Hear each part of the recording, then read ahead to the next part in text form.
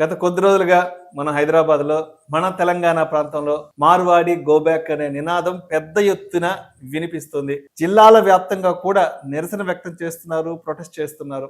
ఎందుకు మార్వాడి వాళ్ళు తెలంగాణ ప్రాంతాన్ని విడిచి వెళ్ళిపోవాలంటూ కూడా ఇక్కడ ఉన్నటువంటి కమ్యూనిటీ వాళ్ళు దీన్ని ఒక ఉద్యమంగా తీసుకుంటున్నారు. మార్వాడి వాళ్ళు వచ్చి ఇక్కడ వ్యాపారం చేస్తున్నారు. ఇక్కడ ముందు 2 ప్రశ్నలకు సమాధానం దొరకాలండి మనకి. ఫస్ట్, వీళ్ళందరూ అనే కామన్ మాట ఏంటంటే మార్వాడి వాళ్ళు జిఎస్టీ కట్టట్లేదు అంటున్నారు. ఒక్క జిఎస్టీ డిపార్ట్మెంట్ ఆఫీసర్ కూడా టీవీ ముందుకు వచ్చి వీళ్ళు జిఎస్టీ కట్టట్లేదు అని ఎందుకు చెప్పట్లేదు? నిజమే కదా, వీళ్ళు ఇన్కమ్ ట్యాక్స్ కట్టట్లేదు అంటున్నారు.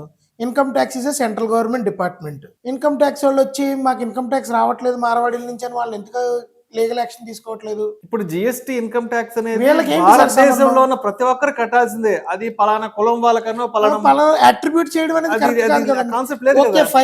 ఓకే ఫైన్ అండి, అట్రిబ్యూట్ చేశారు అనుకుందాం. For the sake of conversation attribute చేశారు అనుకుందాం. నువ్వెవరు బాబు కట్టట్లేదని అడిగి నువ్వు ఉద్యమం చేయడానికి నువ్వెవడు? గవర్నమెంట్ ఎందుకు సైలెంట్ గా ఊరుకుంటుంది?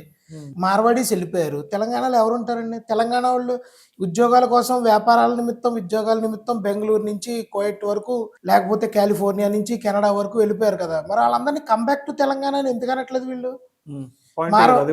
సార్ ఇప్పుడు దీనికి మూలం ఎక్కడైనా జరగచ్చు, కానీ ఇది ఉద్యమ రూపంలో ఊపందుకోవడానికి కారణం ఏంటంటే ఒక వ్యక్తి ఎవరో ఇంకొక సామాజిక వర్గానికి చెందిన వ్యక్తిని కొట్టడం జరిగింది అని చెప్తున్నారు. అసలు పోలీసులు వీళ్ళిద్దరిని పబ్లిక్ న్యూసెన్స్ కేసు పెట్టి లోపల తోసెత్తి కేసు ఈ బాధ లేదు కదండి. రోడ్డు మీద కొట్టుకోవడం వింటారు, మీరు ఇద్దరు ఎదవలారా అని తీసుకెళ్లి కొట్టాలిగా పోలీసులు. మరి పోలీసులు ఏం చేస్తున్నారు ఈ విషయంలో? వాళ్ళిద్దరిని ఎందుకు వాళ్ళ మీద పబ్లిక్ న్యూసెన్స్ కేసు బుక్ కావాలా? ఇప్పటి వరకు అయిందో లేదో మనకి క్లారిటీ లేదు. కానీ వాళ్ళిద్దరు నేరస్తులే కదా. ఒక గొడవ జరిగినప్పుడు ఒక వ్యక్తి ఇంకో వ్యక్తిని, మార్వాడి వ్యక్తి తెలంగాణ వ్యక్తిని కొట్టినా, తెలంగాణ వ్యక్తి మార్వాడి వ్యక్తిని కొట్టినా, అమెరికన్ కొట్టినా, ఆఫ్రికన్ కొట్టినా కొట్టడమే తప్పు కదండి. కొట్టడం తప్పు. అదే వాళ్ళిద్దరు కొట్టుకోవడం ఏంటి? దాన్ని 2 కమ్యూనిటీస్ కి అట్రిబ్యూట్ చేయడం ఏంటి? ఇప్పుడు పూర్వం స్టోటుపురం అని ఒక ఊరు ఉండేదండి. అందులో కొన్ని ఫ్యామిలీస్ ఏవో దొంగతనాలు చేసేవాడు. అందుకని స్టోటుపురం నుంచి వచ్చిన ప్రతి వాడు దొంగ అనడం తప్పు కాదు కదా.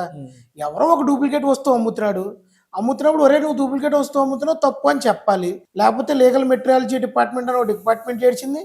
గవర్నమెంట్ లో కన్జ్యూమర్ ప్రొటెక్షన్ డిపార్ట్మెంట్లు ఏడ్చినాయి, కన్జ్యూమర్ అఫైర్స్ డిపార్ట్మెంట్లు ఏడ్చినాయి, పోలీస్ డిపార్ట్మెంట్, ఇంత పెద్ద పోలీస్ డిపార్ట్మెంట్ శాఖ ఉంది. వీళ్ళకి కంప్లైంట్ ఇవ్వకుండా మీరు గో బ్యాక్ వెళ్ళిపోండి, మీరు మొత్తం దుకాణాలు సర్దేయండి అంటే ఎంతవరకు న్యాయం సార్?